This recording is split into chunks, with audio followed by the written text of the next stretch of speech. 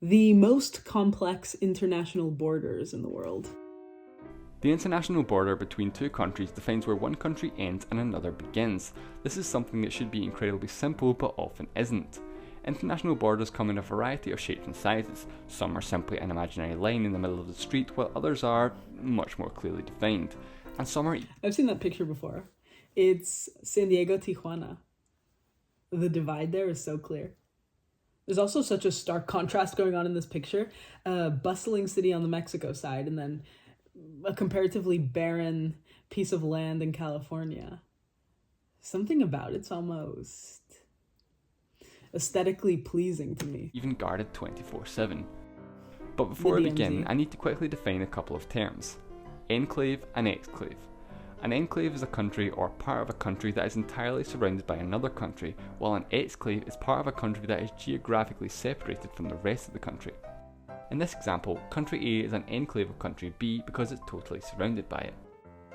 In this next example, Y is an exclave of country A. Exclaves aren't necessarily always enclaves too, either because they have more than one border or because they have a coastline. I'm glad he explained those two.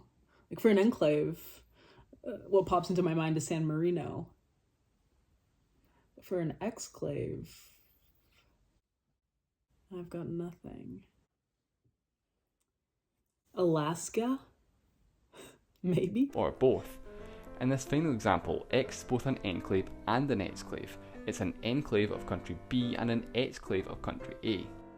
There's 3 countries in the world that are enclaved by another country, the first of which is the Vatican City, home of the Pope and the smallest country in the world, which is an enclave of Italy. And Italy apparently loves enclaves because it also has the country of San Marino enclaved within its borders. But if that's not enough to convince you Italy loves enclaves, then take a look at Campione d'Italia, an Italian exclave which is an enclave within Switzerland. This tiny municipality, home to 2,000 Italians, uses the Swiss franc as its currency and is exempt from EU VAT, a fact which is greatly taken advantage of in the form of Europe's largest casino. So, Italy is a country that has not one but 2 countries within its borders, and part of it is enclaved within another country. The final and by far largest enclave country in the world is Lesotho, with a population of just over 2 million, is surrounded by South Africa. To put the size difference into perspective, here's a comparison between San Marino and Vatican City. And now here's Lesotho. Lesotho is 70,000 times the size of Vatican City. Now, well, South Africa is also like 4 times the size of Italy. A country within a country is all very well and good, but it's not exactly that complex. So let's take things up a notch. We've looked at enclaves, now let's look at enclaves within enclaves, also known as counter enclaves or second order enclaves. Now I'm not talking about country A within country B within country C. While that would be an enclave within an enclave, there's no examples of that in the world. I'm talking about country A within country B within country A. Once again, there's 3 examples. The least complex of which is in the Middle East and the border between the United Arab Emirates and Oman. Here we can see a United Arab Emirates exclave, which is an enclave of an Omani exclave, which is itself an enclave of the United Arab Emirates. And this is the least complex of the 3 examples. Next we move over to Europe, where things start to get a bit ridiculous with the border between the Netherlands and Belgium and the interlocking municipalities of Barl-Nassau and Barl-Hertog, which is a little something like this. In total, there are 22 Belgian enclaves and 8 Dutch enclaves, 7 of which are counter enclaves. But these aren't just imaginary lines. Every single inch of the border within the town is clearly marked, letting you know which country you're in. It's a and the border literal passes line. through just about anything. It passes through streets, so next door neighbours may not be living in the same country. House numbers clearly indicate which country the residents are living in. I've heard of neighbors living in different cities because of a border, or counties, but countries, this is definitely the first one for me. It also passes through shops, where you might select your items in one country and pay for them in another. Restaurants and cafes, where different tables are in different countries. Car parks, making it possible to legally park in 2 countries at the same time, and That's cool. even people's houses. Some residents of Barl wake up in the Netherlands and make their breakfast in Belgium. But which country do these people live in if the border passes right through their house? Well, the answer is very simple. Wherever your front door is, that's what country you live in. Oh, okay. Well, it's simple unless you live in this house, in which the border passes directly through the front door. This is the only house that's part of both countries. It has 2 doorbells, one for each country, and 2 house numbers because it has 2 addresses. The 2 doorbells seems a little bit unnecessary. That being said, I want that house. Except what language do you think they're speaking in that municipality? Dutch? Belgium has a few official languages. So I don't know. Maybe that's not a problem. It's probably not. Before 1995, the borders weren't marked and were left vague. This caused an unfortunate situation for a Belgian man living in Belgium. Or so he thought. But in 1995, when the border was accurately marked, it was revealed he was actually living in the Netherlands, not Belgium. Legally at this point, he would have to change his address over to the Netherlands, but unwilling to go through the bureaucratic nightmare of having to change which country he pays his taxes to and change which company provides his utilities, he decided against it. He decided instead to move his front door. Oh. Genius. I get him. The idea of the paperwork alone would turn me off. This man got creative. I wonder what the personal income tax rate difference is between the 2 places. I don't know why I'm thinking about that. It's tax season. Living in Barl might sound like a bit of a nightmare, but it isn't really. Because both countries are part of the EU's Schengen area, borders are completely open, allowing free travel between the countries. And since 2002, both countries use the euro. And there's also no language barrier because Dutch is the official language of northern Belgium. But just when you thought things couldn't possibly get more complicated, wait until you see the enclave complex between India and Bangladesh. Let's go back to the languages in Belgium. I didn't realize. So northern Belgium speaks Dutch. Southern Belgium looks like it speaks majority French. And then there's a piece that speaks German. The single border alone comprises 80% of the world's enclaves, with 106 Indian enclaves within Bangladesh and 92 enclaves of Bangladesh within India. And of the combined 198 enclaves, 24 of them are second-order enclaves. And this border also has the world's only third-order enclave. That's right, an enclave within an enclave within an enclave. That is, part of India, inside part of Bangladesh, inside part of India, which is inside Bangladesh. But as ridiculous as this is, unfortunately it's actually a very serious issue and completely different from the situation in Europe. India and Bangladesh don't have open borders, so for the 50,000 people living in the enclaves, they're basically trapped. The governments don't provide anything for them, so they don't have access to basic life essentials such as running water. What do you think that means for getting a passport? Yes, he says they're essentially trapped, but surely someone of these enclaves, or someone in one of these enclaves, had to leave at some point, no? Or electricity or gas, and there's no schools or hospitals within the enclaves, and the emergency services won't cross any borders, so crime is extremely prevalent. Oh my gosh, situation critical. In 2011, the governments of both countries agreed to sort out the enclaves by swapping land, but more than 2 years later and still nothing has changed. However, some small progress has been made. The Team Via corridor, a narrow strip of Indian land separating the largest Bangladesh enclave from the mainland, has been leased to them by the Indian government, allowing residents to travel to the mainland. Although in saying that, this was first proposed back in 1974 and took nearly 40 years to come to an agreement. The video is quite old, so if anything has changed, please let us know. With this situation, I hope so.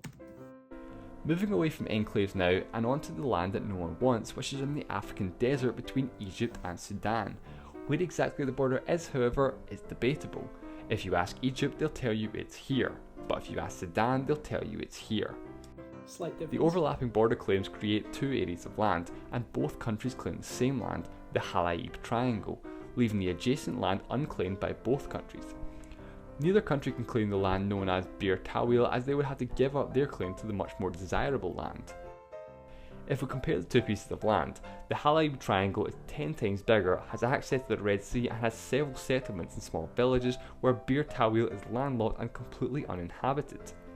The origin of the dispute dates back to 1899, before Sudan was an independent country and was a condominium between the United Kingdom and Egypt known as Anglo-Egyptian Sudan.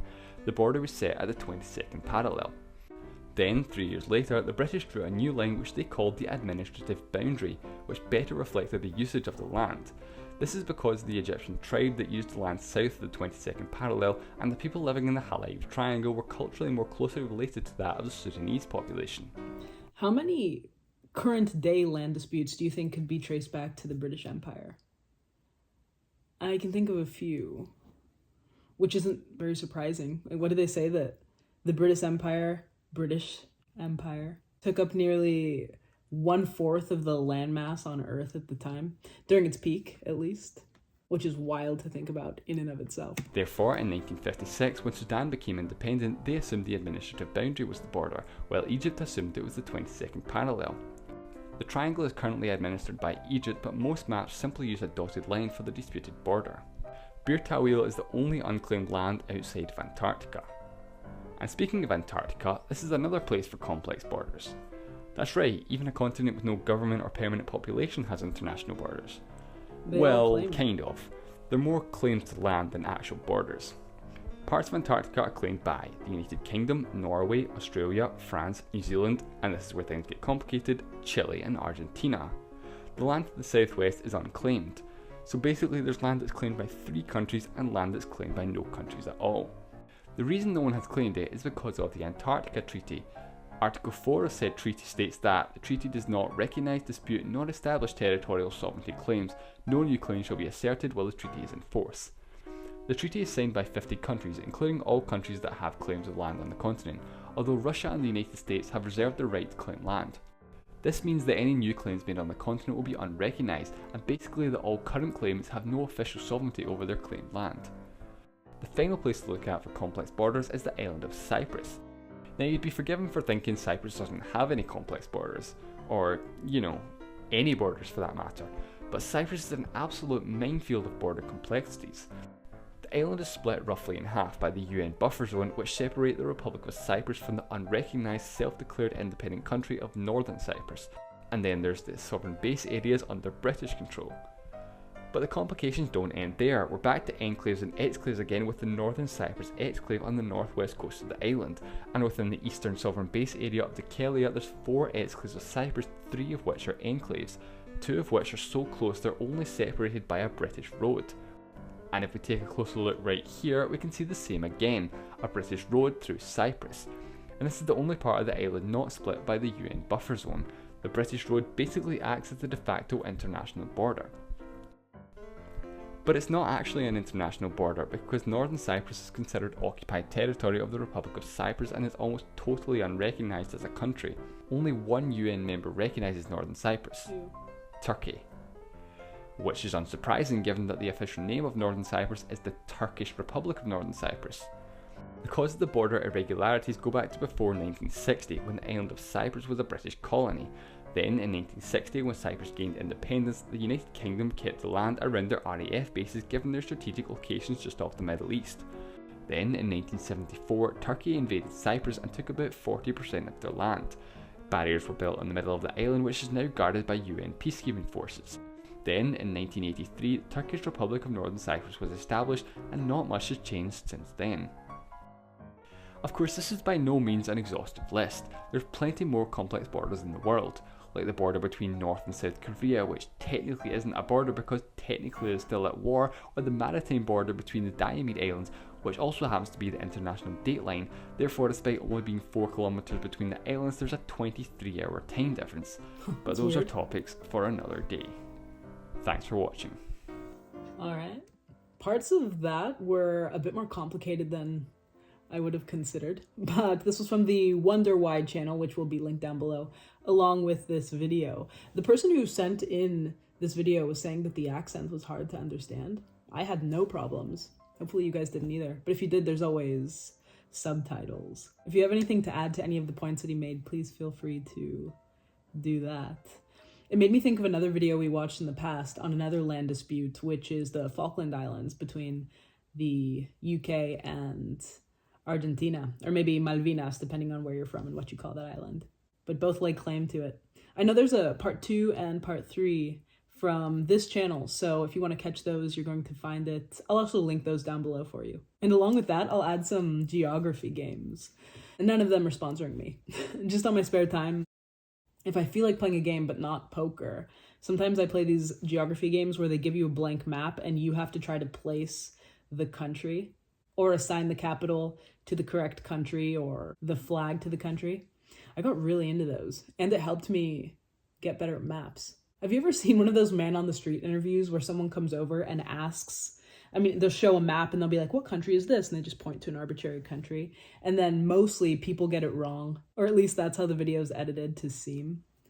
I feel that could happen to me at any moment, so I always try to be ready. So I just stay ready, so I don't have to get ready on that one. That, or I would like to be on Jeopardy one day. I don't know how one gets on Jeopardy, but for that I'm always preparing myself with random fun facts.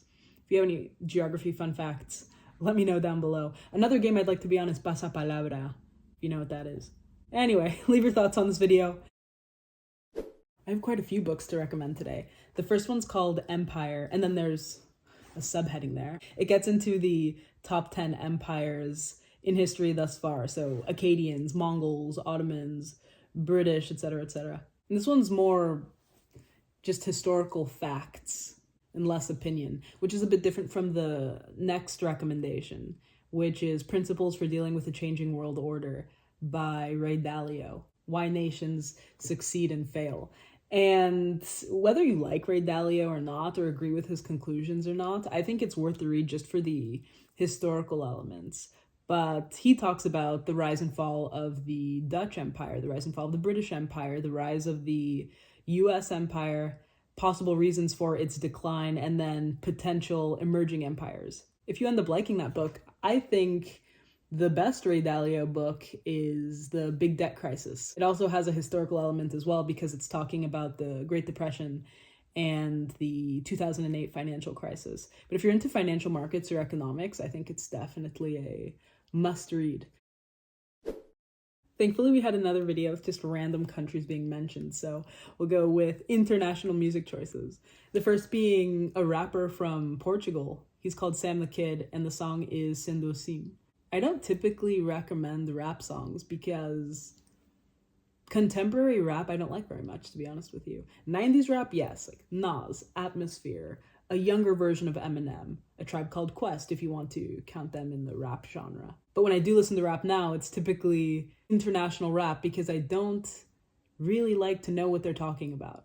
With an exception to this song because I read the lyrics and I thought they were quite self-reflective and poetic in their way. Let me know if you like rap and we'll go into French and German rap. But for the second choice, I forgot what I was thinking before. All right, scratch the previous idea. We'll go with Lenny Kravitz because I saw a picture of him this morning and he's been in my mind. The man is ageless. But the song I'm thinking of is called It Ain't Over Till It's Over. What would you call the genre that Lenny Kravitz sits in? Soft rock? I really like the little that I know about Lenny Kravitz. He seems like this low-key guy who just minds his own business. Well, that, and he had one of the most interesting Architectural Digest episodes I've ever seen. For those who don't know, Architectural Digest has this series, which is pretty much like MTV Cribs used to be. They would go to someone's house, and then that person would give a house tour.